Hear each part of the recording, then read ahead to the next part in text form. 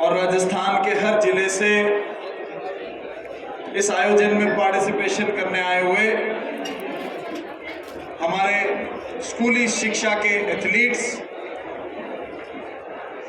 और समस्त मैं देख रहा हूं कि बड़ी तादाद में खेल प्रेमी भी यहाँ पर आए हुए हैं। खेल कोई सा भी हो वो खेल प्रेमियों से जमता है और खिलाड़ी से लेकर अतिथि इस श्रेणी में सभी आ जाते हैं। समस्त खेल प्रेमियों का भी बहुत बहुत स्वागत करते हैं। शिक्षा विभाग के समस्त पीटीआई गण, जिला शिक्षा अधिकारी गण, मैं आपको विशेष साधुवाद देना चाहता हूं क्योंकि मैं सिरोही में हॉकी टूर्नामेंट देखा, मैंने बूंदी में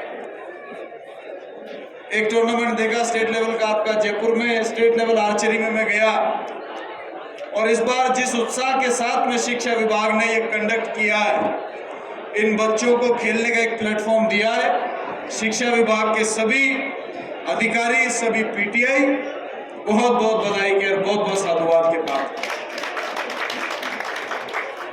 और शिक्षा विभाग के पीटीआई और अधिकारियों को मैं मेरे विभाग खेल विभाग की तरफ से भी विशेष धन्यवाद देना चाहता हूं क्योंकि हमारे जिला खेल अधिकारियों के साथ में मिलकर आप लोगों ने पूरे राजस्थान के अंदर ग्रामीण खेलों में जो नामांकन कराने का काम किया, आपके विभाग के बिना वो नामांकन कभी भी संभव नहीं था। मैं आपके पूरे विभाग को उसके लिए बहुत बहुत धन्यवाद और साधुवाद देना चाहता हूं। साथियों, मेरा पुरजोर मानना है कि युवाओं में ऊर्जा होती है। ये ऊर्जा किसी न किसी सही दिशा में लगनी चाहिए। एक समय था जब एक कहावत थी, पढ़ोगे लिखोगे बनोगे नवाब और खेलोगे कूदोगे हो जाओगे खराब। हम भी खेल के मैदान पे जाते थे तो घर वाले सैटरडे संडे अलाउ करते थे, सोम मंगल बुध गुरु शुक्र को कोई अलाउ नहीं करता और चले जाते थे तो फिर डांट खानी पड़ती। क्या रोने गया था मैदान पे? कुछ पढ़ लो लिख लो, थानेदार तहसीलदार बन जाओगे। इस प्रकार की मानसिकता हमारी भारतीय सोसाइटी के अंदर होती। लेकिन मैं आपको बताना चाहता हूं कि ये सब इंटरेस्ट की बात होती है। यदि कोई पेंटर बनना चाहता है तो वो उसको पेंटर बनने देना चाहिए। यदि कोई खिलाड़ी बनना चाहता है तो उसको खिलाड़ी बनने देना चाहिए।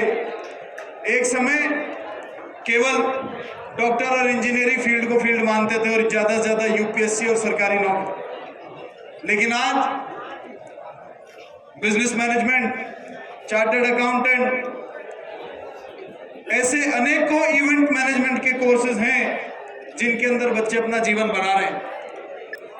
खेलों की पुरानी कहावत अब बदल गई है। नई कहावत है मुख्यमंत्री अशोक गहलोत जी के राज, क्योंकि 400 से ज्यादा खिलाड़ी राजस्थान में सरकारी नौकरियां लग चुके हैं। कुल मिलाकर 19 ओलंपिक मेडल देश में आए, उसमें से 5 ओलंपिक मेडल पैरा के हमारे राजस्थान के खिलाड़ी लेकर आए और इतिहास में पहली बार हुआ कि वो खिलाड़ी जयपुर पहुंचे, उससे पहले माननीय मुख्यमंत्री जी उनको 10 करोड़ की जो इनाम राशि थी उन 5 खिलाड़ियों की, वो 10 करोड़ की इनाम राशि उनके पहुंचने से पहले उनके पास में मिल गई। तो ये मुख्यमंत्री जी ने जो नया रास्ता खोला है खिलाड़ियों के भविष्य को सुरक्षित करने का। आज आप देखिए रीट की परीक्षा हुई, 31,000 की वैकेंसी है, इसमें 2% के हिसाब से 625 बच्चे सरकारी कर्मचारी बनेंगे जो स्पोर्ट्स कोटा से जाएंगे।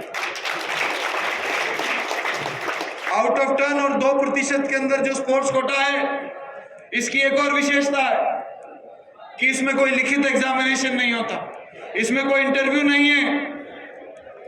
ज्यादा से ज्यादा जो खिलाड़ी, जिस खेल का खिलाड़ी है उसका ट्रायल हो सकता है और आपका सर्टिफिकेट लगेगा, उसके अलावा कोई क्वालिफिकेशन नहीं चाहिए।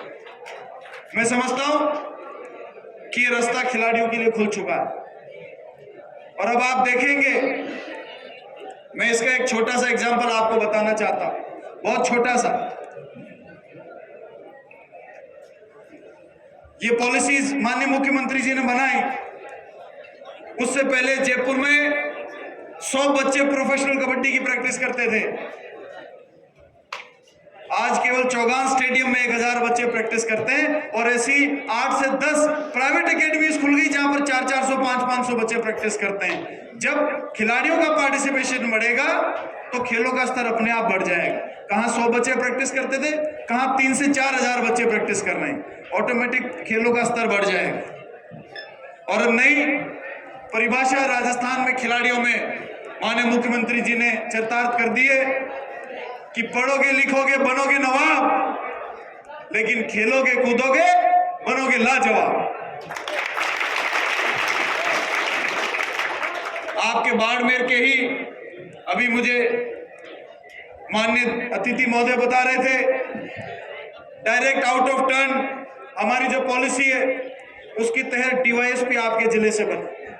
राजस्थान के खिलाड़ी कांस्टेबल से लेकर एसएचओ से लेकर डीवाईएसपी से लेकर फॉरेस्ट डिपार्टमेंट में जिला लेवल के अधिकारी से लेकर एक्साइज में लेकर अनेकों डिपार्टमेंट में डायरेक्ट अपॉइंटमेंट, और उसके लिए राजस्थान के खिलाड़ियों को किसी दफ्तर में धक्के खाने की जरूरत नहीं है। ऐसी व्यवस्था हो गई है कि बच्चा मेडल लेकर आएगा, ओपन नेशनल का, ओपन इंटरनेशनल का, वर्ल्ड कप का, वर्ल्ड चैंपियनशिप का, और ओलंपिक्स का, एशियाड्स का, कॉमनवेल्थ का, और जिस स्तर का मेडल लेकर बच्चा आएगा वो ऑनलाइन खेल विभाग में नौकरी के लिए अप्लाई करेगा। हमने कानून बना दिया कि जो ऑनलाइन मेडल लेकर आएगा उसको नौकरी देनी पड़ेगी। ये हमारे हाथ में नहीं है कि किसी नौकरी को रोक ले। वो जो आउट ऑफ टर्न लगे आप उनसे कभी मिलना, 400 बच्चे कहीं ना कहीं आपको मिल जाएंगे। आप उनसे पूछिएगा, उन्होंने ऑनलाइन अप्लाई किया और उसके बाद में उनको सीधा फोन गया 2.5-3 महीने के बाद में, भैया कल आपकी ज्वाइनिंग है, आ जाना। कई लोगों ने कहा था, कई लोगों ने ये काम कल नहीं आ सकते, उनको 3-3 दिन बाद में ज्वाइनिंग करा दी ज्वाइनिंग डेट से। लेकिन ये चालू है, ये एक सतत प्रक्रिया है, ये अभी रुकी नहीं है, ये चालू रहेगी। इसलिए मैं इन बच्चों को कहना चाहता हूं और मैं हमेशा कहता हूं, खेलों की शक्ति नशे की दुनिया में चली जाएगी। एक जमाना होता था, मुझे याद है जब मैं बहुत छोटा था तो हमारे गांव में सब लोग खेत से जब वापस आते थे, हमारे उधर खेती अच्छी होती, पूरे दिन खेतों में काम करते थे। शाम को जब खेतों से सब लोग गांव में आते थे अपने जानवर चराने के बाद में, आधे अंधेरे आधे उजाले में भी गेम खेलकर उसके बाद में खाना खाकर सोते थे। वो जमाना ऐसा जमाना होता था कि गांव में कोई 2-4 बदमाश लड़के होते थे जो कोई शराब का सेवन करते थे। आज अगर आप ढूंढने जाओ तो युवा अवस्था में कोई 2-4 बदमाश मिलेंगे जो सेवन नहीं करते, बाकी सब सेवन करते। इसकी एक ही वजह, क्योंकि राजस्थान के ग्रामीण क्षेत्र में हमने खेलों का वातावरण खत्म कर दिया। मैं आह्वान करना चाहता हूं, अकेली सरकार इस काम को नहीं कर पाएगी। सबसे आगे खेलों में कोई प्रदेश है तो वो हरियाणा है, ये आपको और हमको सबको पता है।